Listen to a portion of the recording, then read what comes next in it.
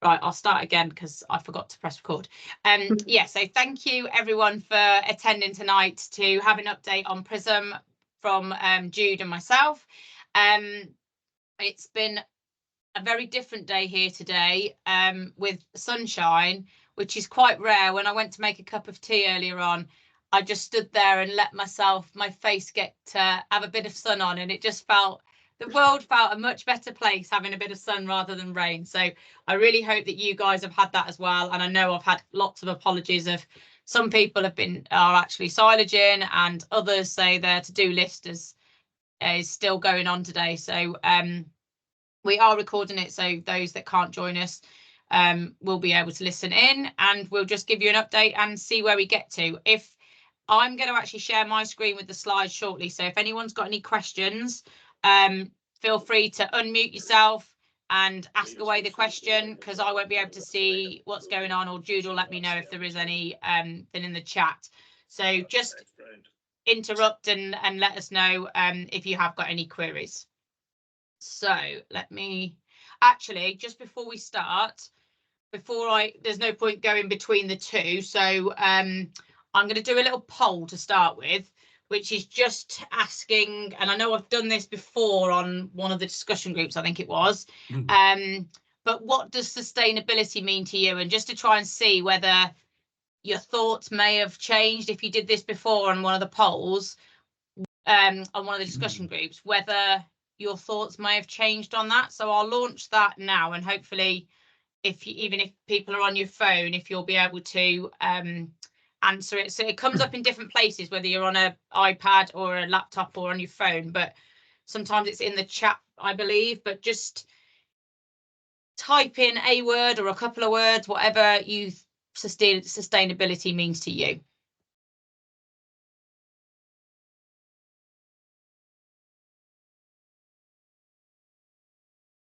It's obviously definitely come up because I've got a few people's responses there. Environmental, social, economic. I think that should stay there in the chat even when I start sharing. So if you haven't managed to find it yet, or you haven't thought of what word it means to you, then do pop it in there.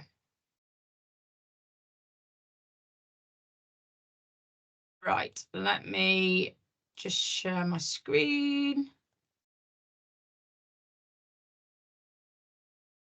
Right, fab. Can you see that okay, Jude? I can. Oh, no, I can still see the poll on top, interestingly. There we go. Yeah, I can see it. It's not letting me move on, so that's interesting. Can you see, does it say what sustainability means to you now? Yes, it does. Okay, so I wonder if it's because I haven't put that. There we go. Now I can see what's going shown. So those words that I've just put on the screen are the words that were said in one of the discussion groups at least 6 months ago now. So a lot of those words are similar to what's been said this evening. And really, it is about what it means for your system. Yes, it definitely means about profitability and farming within the environment.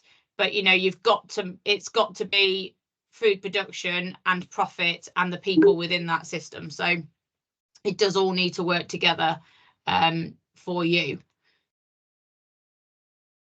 And why Prism was created, and I'm sure you've probably heard me talk about this before, but we've done various bits within ABP, so reducing waste to landfill, reduced the water usage in the plants, reduced our single-use plastics, and switched to renewable energy. So then the next stage of how to reduce our emissions for the product was to work with the farmers, because 90% of the emissions were at farm level on farm. So we wanted to work with the farmers to find out where those emissions are, what makes good, what makes bad, and how can we share those learnings with the wider supply base. So that's where the programme for improving the sustainability of red meat was born, the Prism programme, which obviously you guys have all been involved in for just over the last 12 months. We're disseminating the information through the newsletters, which you guys get every month. That goes to over 7,000 of our supply base. And obviously we've carbon footprinted, it was actually 353 farms. And then we launched the grant. Oh, and that 350 represents 20% of our beef supply and 15% of the lamb supply. So it's a really good representation of our supply into ABP. Then we had the sustainability grant, which we had 154 applications for that. And then obviously data analytics, which Jude is still working on, and we'll share a few bits and pieces with that tonight. But it's definitely not simple. It's a complex system, and trying to work out what affects what is also a challenge. And then we've done 14 farms using the global farm metrics, which we were originally going to do more than that, but there's 14 farms which have been assessed as part of a DEFRA project. The feedback hasn't been as good as we'd like for that programme, so we're testing or trialling 4 farms using FarmEye now to look at soil, create a biodiversity plan on the farms and a nutrient management plan. So we're just starting that now. And then as long as that's all positive, we'll roll that out through the other 30 odd farms, which would like to look at the further metrics. Obviously, we're linked with Harper and the Sustainable School of Food and Farming. And then we'll just continue building on the knowledge transfer, looking at doing further knowledge transfer through next autumn. Obviously, we've got a few more meetings now, and try and build and develop some case studies from those farms that are really low carbon footprint and those that are the higher end. Why are they, what is the reason for that? And what can we do? What can we learn to share with the wider supply base as to what people need to look at within their own systems? And then the second round of carbon footprints will start in September. We're hoping to do those from September to March next year. And we'll be contacting people in the next couple of months as to find out, when's a good time, when's a bad time. Are you lambing? Are you calving in the autumn? Have you got harvest or planting to do back then? So making sure it's a time that fits. And the other thing we will be offering is whether we do some of the assessments online rather than always go to the farm to see what works best for the second round. We have done a survey as well with the Prism farmers, of which I've got about 80 of the 350 have replied so far. Just trying to get some feedback really as to how the farmers found the AgriCalc report and the Harper report, and obviously the KPI data, which was also collected. So this is some of the data that I pulled off. It won't have quite all of them because I pulled this off last week, but have you actually read your report? I would like to hope after this, the 3 that haven't read it did maybe go and try and find the report and read it. And was it easy to understand? So what we need now is to try and work out why was it for those 18 people, why wasn't it easy to understand? And we have got Julian from AgriCalc on the call tonight. So if anyone has got any questions or comments for Julian, then we can obviously ask those to Julian at the end. But we want to know why wasn't it easy to understand? What can we do and work with AgriCalc to make it easier to understand? And the Harper reports, again, the same questions asked for those.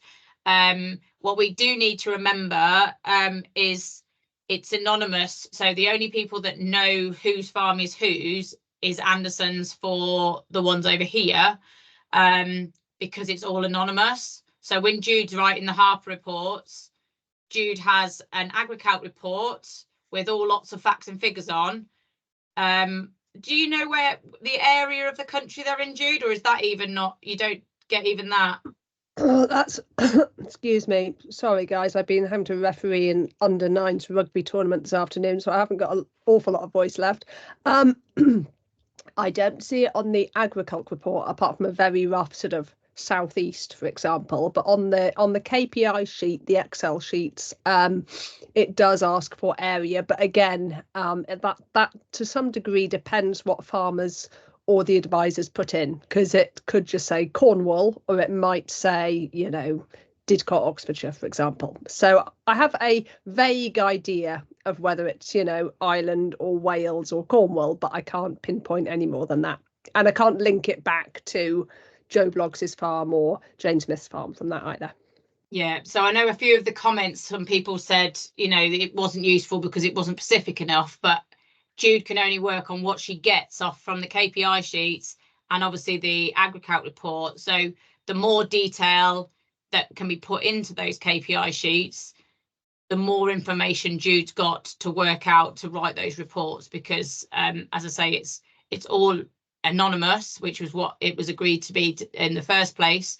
But that has its limitations slightly, because obviously if Jude, but then if Jude definitely hasn't got the time to be going to 350 farms to be able to write those reports and see those farms firsthand.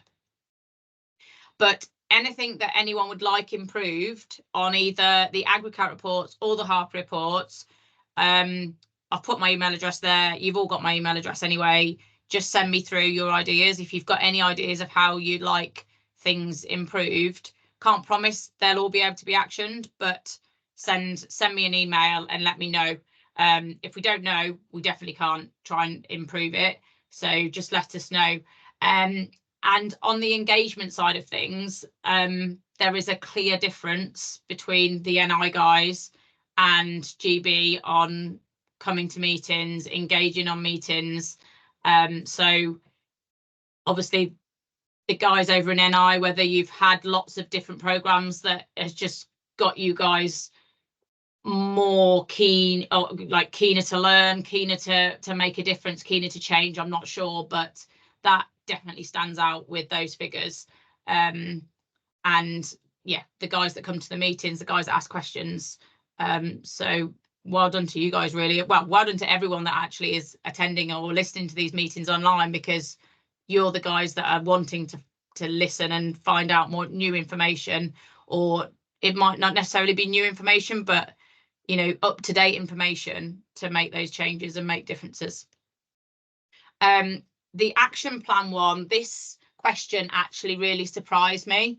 There's a lot more people have got an action plan, whether it's in the mind or written down, for their sustainability on their farm than I actually thought there would be, unless everyone's just answering that question to try and keep me happy. But I'm hoping it's not, and that people have created an action plan of where they want to try and improve the sustainability on their farm. So that's really, really good. And the areas that are going to improve, obviously majority of them are those 5 areas that we put in as or what has come out as the 5 top recommendations, but there are other areas as well there, which I probably should have pulled out the detail, but I didn't on there. Grant applications, majority of the grant applications were weighing, reseeding, soil improvement work, EID and electric fencing equipment. So it still amazes me how many farms haven't got weighing equipment for both sheep and beef. So it's great that we've been able to help and support those guys to actually get that equipment on farm. And there's still about 30 guys to actually finish and complete their grant claims through to me.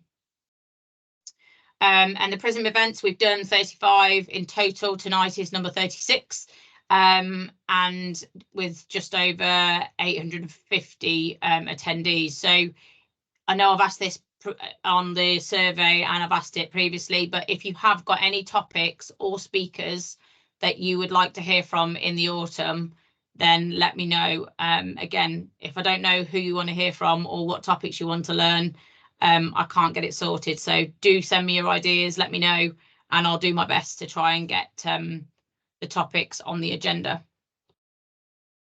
And I asked why, if they haven't engaged in some of the online meetings, why not? And we all know everyone's really busy and lacking time. So that's the main one. I know some people don't like online meetings, but the trouble is, if to have done all these meetings that we've done in person, we just wouldn't have got the numbers to them, with people from Isle of Wight right up to Orkney, and then Norwich right across to the far side of Northern Ireland. You know, how many physical meetings would we have to do, and what would our mileage and etc. be for that? So yeah, it's a shame that obviously we can't do loads of physical meetings, but it's just not really practical. Right, I'll hand over to Jude now to go through some of the results, and just let me know, Jude, when you want me to move on the slides. Yeah, will do. Thanks so much. So for excuse me again, losing my voice. For anybody who I haven't met in person, my name's Jude Capper. I'm the one who did your Harper Adams report and sent it out to you via Anderson's or via ABP in Northern Ireland. So yeah, I have to admit that in an ideal world we would have had the same person going out to every farm, so that when I wrote your Harper report, I could be picturing your, you know, your upland pastures or the South Devon cattle that you've got, or the, you know, whatever it might be, because it's always difficult to try and make recommendations just based on, you know, cold hard data. But having said that, we're getting into the analysis now, looking at all the carbon footprints of all the different farms, working on beef and sheep. As you know, it's been actually really interesting seeing how many farms and how much variation we've got, because we've got everything from the guys who are, you know, just beef or just sheep, to people with, you know, 12 or 14 different enterprises. I think my two favourites were pumpkins and daffodils, for example. So, you know, huge amount of variation. And also you can see a huge amount of variation in these figures here. So overall, if we look at beef first, for example, overall from the Prism suppliers, the average carbon footprint is 26.2 kilos, and that's kilos of carbon dioxide equivalents per kilo of deadweight beef. But excuse me, not surprisingly, there's a huge amount of variation within that figure. So, for example, you can see that hill and upland sucklers, we had 22 farms in total. They had an average, again, it's an average of 22 farms, carbon footprint of 31.4. Lowland sucklers, about 5 times as many, slightly lower carbon footprint overall, 30.8, although as you can imagine, amongst 120 different farms all across the UK, that again hides an awful lot of variation. Beef bred or continental finishers, 68 farms, carbon footprint of 23.7, so we're about 7 or 8 kilos lower than the sucklers. And dairy beef cross finishers, 108 farms, and again a lower carbon footprint, 22.9. But what I really need to underline here, of course, particularly for the dairy beef, is that to some degree the lower carbon footprint is an accounting issue, because most of the carbon footprint of the dairy cow, not surprisingly, is allocated to dairy. So we are going to look going forwards at, particularly for also the beef bred and the continental finishers, on that enterprise. It's just looking at the finishing cattle and not taking account of the cows that have produced those calves in the first place. So having a lower carbon footprint on a beef bred or continental finisher operation, for example, it does not mean you are necessarily more efficient, more eco-friendly, you know, greener, better, etc. It just is because you've only got those finishing cattle and not the sucklers on that operation. And we'd see the same with sheep, of course. So if you could move to the next slide, Katie. Oh no, this is beef again, sorry. So this is just to show you the spread. So we've got the enterprise on the left and the system on the right, and these are the agricalc categories. So for example, under enterprise, we've got spring calving hill, spring calving upland, spring calving lowland, and then autumn calving lowland upland, beef or continental finishers, and dairy finishers. And again, you can see huge variation, as I said. So a bit of a complex graph. But the values on the left-hand side, or the values on the y-axis, I should say, are the greenhouse gas emissions, so the carbon footprint. So the main message here, look, is so much variation. So if we look at the third bar in, on the left-hand graph, so that's the spring calving lowland sucklers. Now the green dots, and these were a bit difficult to see, but the green dot at about 30 was the average carbon footprint. But you can see they go all the way from really quite low which is the grey dot, which on this graph is about 17, all the way up to 95, which is the highest value. So, huge amount of variation in all of these enterprises, and we see almost as much variation in the beef and continental calves and the dairy calves. So, just because you're a suckler or a finisher or wherever you lie, bear in mind that there's huge variation between enterprises as well. So we've got averages for the type of enterprise, and then on the right for the type of system, which do vary, but generally speaking, there is a huge amount of variation. And for anyone with a really high carbon footprint, so like there's a finisher on the right hand side, you can see with a carbon footprint of 151, when they're that high, it's often because that's been like a really weird year. So for example, if you normally sold 500 Jude, I think the numbers is the number of is the number in that category. I think that the maximum is the yellow dot. They are, sorry, the maximum is the yellow, you're right. So the maximum is the yellow. So if we look at the right hand graph, for example, you can see that the highest carbon footprint is about 120 for the breeder finishers, and the maximum for the breeder stores, for example, comes down to about 60. So again, massive variation. But what I was going to say actually still makes sense in that if you are that 120 for the breeder finisher, for example, that's still often a function of having like a really weird year. So if you normally sell 500 cattle, let's say, and for some reason in that accounting year for carbon footprint, you only sold 50, let's say, that would bump up your carbon footprint because the emissions themselves haven't changed, but they're divided out over fewer cattle being sold, basically. And you might expect that the following year, if you sold twice as many cattle, you'd have a particularly low carbon footprint. And that's why it's really important once you've started on this, and I hate the word journey, but I'm going to say it anyway, on this journey of carbon footprinting, to keep doing it year on year, because we've seen how odd the market's been, the weather's been. We've had the war in the Ukraine, which has done crazy things to fertilizer prices and to input prices. We haven't had what we would call a normal year, if there is such a thing, for several years. So it's really important to do it over and over again to try and iron out some of those odd bits where the fertilizer price goes up or the fields flood, or you have to keep your cattle in longer, or you can keep them out until later, for example, because we want to see where that trend goes over time, not just on this day I was particularly high or particularly low, job done. So if we can move on to the next slide, please. So as I say, we'd see the same patterns for sheep. So we've got this overall mean, 22.3 kilos of carbon per kilo of deadweight lamb. And again, a huge variation between enterprises. So a crossbred flock, for example, 64 farms in the Prism data set, carbon footprint of 26.8. Early lambing flock, 39 farms, 20.4 was the carbon footprint. Hill flocks, only 9, intermediate carbon footprint, 24.5. Late lambing flock, 52, with a carbon footprint of 24.2, and store lambs, 36 farms, and a carbon footprint of 21.8.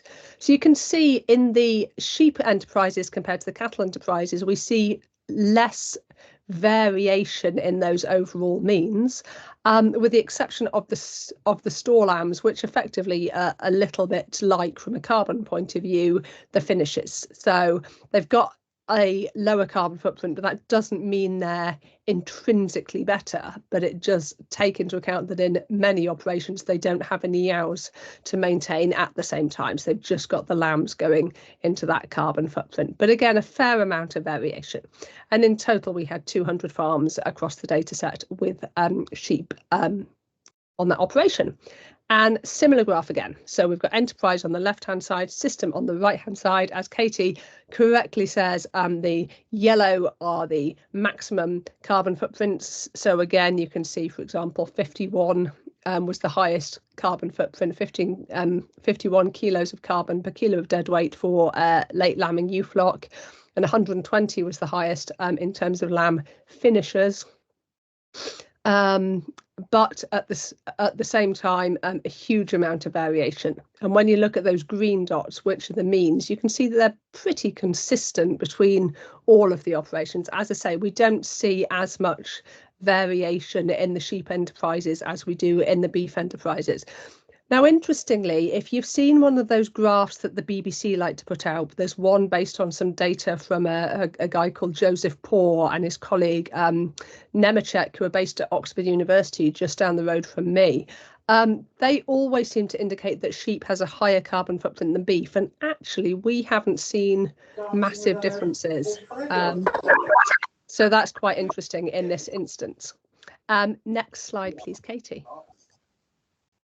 So this is where we're looking not at the averages overall, because as we all know, if we looked at all of our average height or average income or average, anything else, there's huge variation. So here we're just looking at the top third, the middle third and the bottom third. And again, huge variation. So either for beef or for sheep, these are the carbon footprints in terms of kilos of carbon per kilo of deadweight beef on the left, deadweight sheep on the deadweight lamb even on the right hand side. And you can see that the top third of producers in the beef data set had a carbon footprint of 17 compared to 14.41 with the sheep.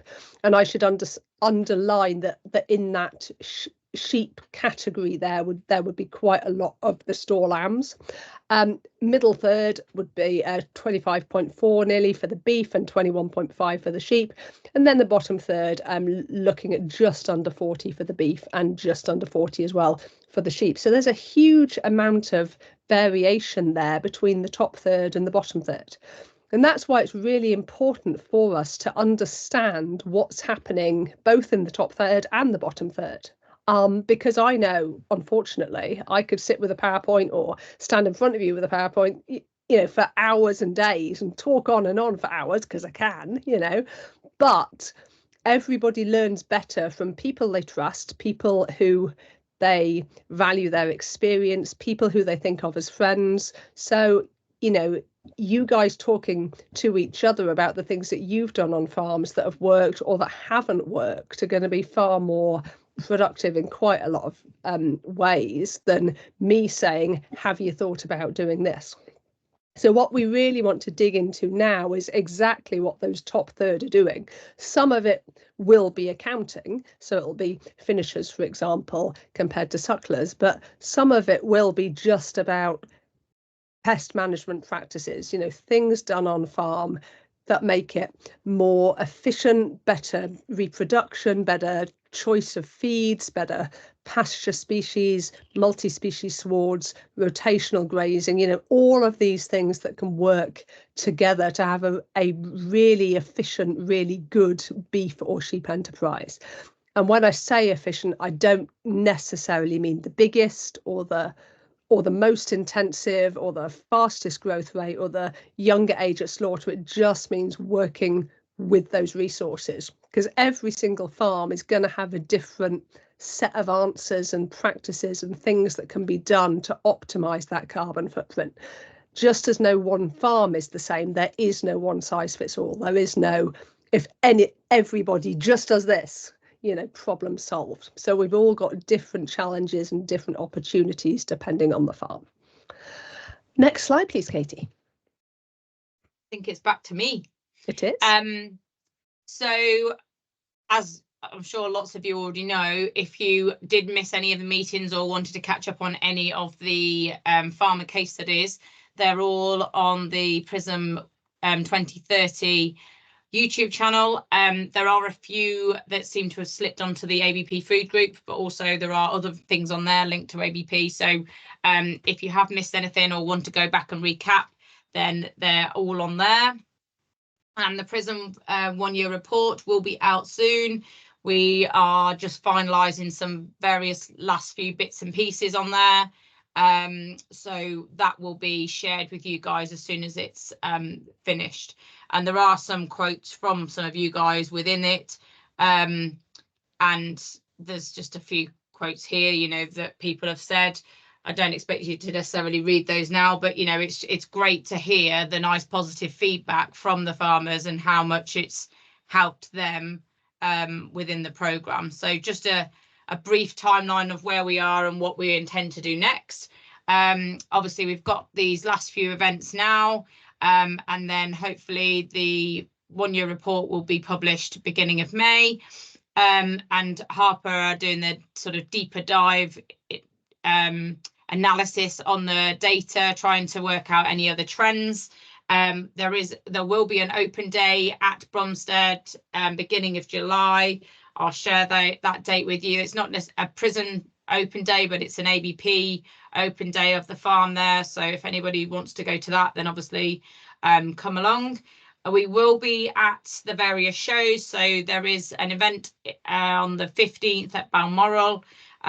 We're still planning to whether or what we do at the Highland Show, and then Jude and myself and hopefully some of the farmers will be at the Yorkshire Show.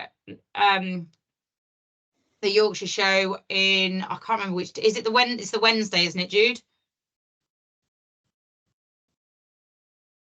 I think it's the Wednesday. I'm going to say the Wednesday. I think it's the Wednesday, yeah. I can't remember.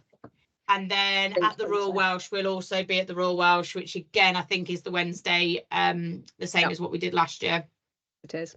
And so we're trying to capture some farm case studies, as Jude has mentioned, from those top third and the bottom third, trying to contact those guys. But because of the anonymous process that we've gone through, I've written emails today actually that Anderson's will be sending out to those people to try and come forward to try and find out those key bits and pieces, so that between Anderson's, Jude and myself, we can sort of have a deeper dig into those results as to why they've come out either very high, very low, to try and help those farms understand it a bit better. And then the second round of assessments will be starting in September time, and then another round of autumn winter webinars over the next winter. So that is the plan, and I will stop sharing my screen. And has anybody got any questions for either Jude, myself, or for Julian? Come on, someone must have a question. Okay. Crosby, come on. Yeah, well done. Okay. I was quite surprised that the early lamb flocks were the lowest. That took me in, because I thought they possibly would be highest on the meal and less on the grazing. Honestly, I was surprised as well. And that's exactly why we want to dig into it, because from all the way through, whether we're looking at beef or sheep, we know from a sort of theoretical point of view that, for example, the higher your lambing rate, the lower your age at first calving, the lower your age at slaughter, the higher, etc., etc. We know that all of those should give you the lower carbon footprint, but we don't always find that on farm. And so it's a question of digging into why, and that's why that digging becomes, really, really important. Because, I saw that too and went, oh, that's interesting. Yeah. I wonder what they're doing to get that down. I don't know whether Julian has any insights from the bigger data set, possibly. Well, the key thing with the sheep is how early they're finished and how early they go to market, or how quickly they go to market. And I think that's actually why the store lambs aren't as low as you might think, because they're usually the ones that are held later and finished on kale and things like that. So if I know they're all different flocks, but if the early lambs, they're pushing for that early market, so they maybe finish them quicker. That could be actually well, I suppose they wouldn't be as prolific either. There would be less of a lambing percentage. They would finish faster. That makes a big difference. Yeah. Okay, sorry, that's all that caught my eye. Anybody else got any other questions or any thoughts of what they would like meetings on, or any other feedback for either AgriCalc reports or Harper reports? It's always good to hear it straight from yourselves directly to AgriCalc or to Jude, if anyone has got any comments. Oh, is there a question in the chat?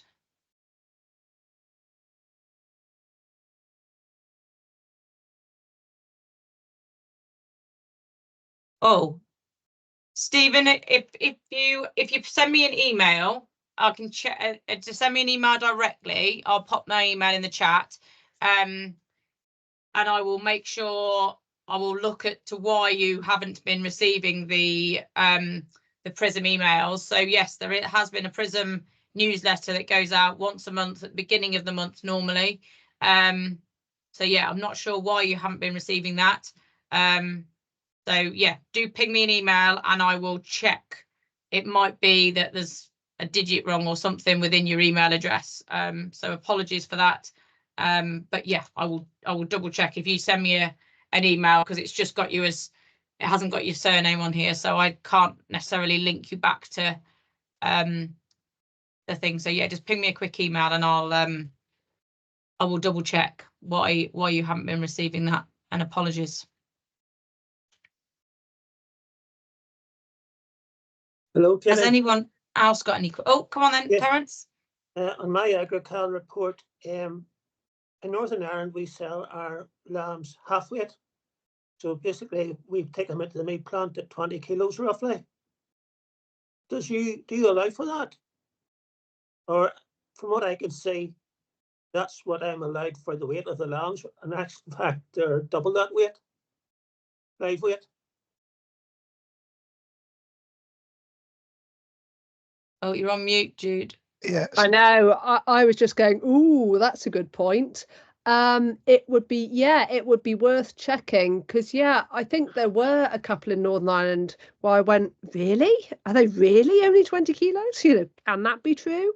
It would be worth checking. I don't know whether you were done with Caffrey or with somebody else, but it would be worth checking what got put into AgriCalc, because of course AgriCalc can only work with whatever people put in. So if they put in 20 thinking they were effectively putting in dead weight when it should have been 40 or so live weight, for example, that would explain that. It would be worth going back to your ABP Northern Ireland person to check. Because my carbon footprint is very high, Mhm. for lamb, it's 35. Okay. I'm just wondering if that's the reason. It could well be. As I say, I can't check without knowing who you are as a Prism ID, as it were. But if you want to email me what your Prism ID is, I can look into the data set and see what it says. That isn't a problem at all. I can have a chat with Anya as well and have a look for that, Jude. The other thing that we are, in fact, we had a discussion today for the second round of assessments. We're just starting discussions now as to whether we do things slightly differently for you guys in Northern Ireland, because there was lots of you, obviously you get assessed through Caffrey, there's others through a Tesco scheme, and then Lisa went out and did, I think, 13 farms, and there's the other odd one been done through a Wagyu scheme and something else. So there's obviously a lot of variation, and I think even those done with Caffrey, there's lots of different assessors. So we're looking as to whether we could maybe have a person go out to the 15 NI farms and assess them all, so that we reduce that variability in lots of different assessors, so there's consistency on how the data is collected for the second round of assessments. It may mean, I guess, for some of you, doing one assessment with Caffrey and one assessment with another assessor coming out. I don't know what your thoughts are on that, but we just want to make sure that the data is collected right and consistently. Yep, Crosby. Yeah, you're right. There's even more than that. The Beacon Farm, organised through the AgriSearch, have been doing one as well. But Caffrey and the Beacon Farm, if you're in one, you're not in two. I'll hold the stand. It's actually sunshine here today. I don't believe it. I was going to say, I can see the sun shining on you. The other thing is, there's a very good report out of Arc Zero, might be worth looking at across the system. John Gilliland, it's very hard to get the hold of him at the minute because he's doing so many presentations, particularly in London and Parliament, etc. But it is in favour of farming, and it's pulling out the carbon, the sequestration through the soil, the trees. It's a lot of help to our figures instead of being used as the culprit of everything. Yeah, that project I believe is coming over here as well and going to be rolled out through across over here. So we will be, as soon as the application sort of thing get released, I will be sharing those details with the Prism farmers so that you get the first dibs really as trying to get your foot in the door to have your farms assessed using that ArcZero methodology. Yeah. So yeah, we're going to hopefully get as many Prism farmers as we can through there, both for beef and sheep. Has anybody else got any other questions or comments or thoughts? Or is everyone feeling happier now the sun is shining? Is it slightly less damp in, especially in Northern Ireland? I know last week it was a few people sent me messages afterwards saying it did make them feel slightly better that they realise they're not on their own and that it's been a really bad year for everybody. And at least knowing that everybody else is in the same boat made them feel slightly better and cheerier. Now, don't be thinking the sun's shining here every day. It only appeared last weekend. I haven't seen the February and March. There wouldn't have been a dry day. And I think our biggest losses this year have been in the field. Surprisingly, we haven't ever lost as many with the bad weather. But that's life. Best lambing ever, worst field station. So I'm going to end up with the same number of lambs. Like got liquid gold, aren't they? The price of them at the moment. Yeah. So has anybody They are, else got but any? the liquid gold is going not to the guys who are working lambing the sheep, though. Yeah. Still going to the other ones that are finishing. Yeah, that's the worst lambs that we're producing. Is getting the best money. I know.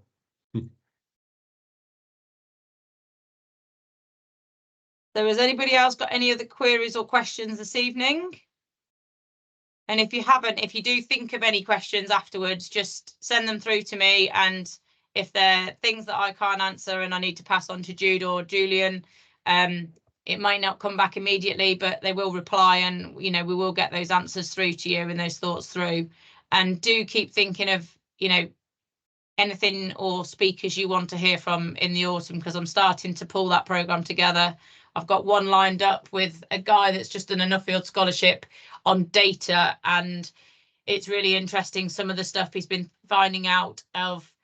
If there's obviously a certain amount of data you should be collecting and using, but actually if you go over and collect too much data, it actually costs you more money, because actually you're collecting loads of data and not actually doing anything with it. So and collecting data, getting the best use, and making the best use of that for both your beef and your sheep systems. So hopefully that will be of interest in, I think that's beginning of October. It seems mad that I'm thinking that far ahead, but yeah, that's one of the ones I've got planned, along with there's a beans protein, growing and using beans for protein, forage beans. So yeah, there's various different things in the pipeline, but yeah, do send me through your ideas, because I can't read your minds. And again, if you think of anything, hopefully it may rejig you to go and have another look at your Harper report or your AgriCalc report. If you have a look at those and you do have any ideas of how it would make it easier for you to understand them, I know everyone's mind is different. Some people prefer to look at it as a graph or a picture. Others, don't mind looking at figures so much. But if there is anything that you're not quite sure about, do ask the question, because if you're thinking it, the other farmers are probably also thinking it, and now's the time for us to make those changes so that we try and make it crystal clear for the second round of assessment. So do get in touch with any comments and queries, and I'll let you go and have the last few minutes or hours of lightness to go and do another few jobs, or just sit down and have a cup of tea, whatever suits you this evening. So thank you very much for joining us this evening, and thank you Jude and Julian for joining us and sharing your expertise. And yeah, if you haven't already let me know you want to join the silage one next week, then do let me know and I'll get you added to that and hopefully see some of you next week if you're not too busy. Thanks, guys. Thanks for joining. Bye-bye. Yeah. All right. Bye.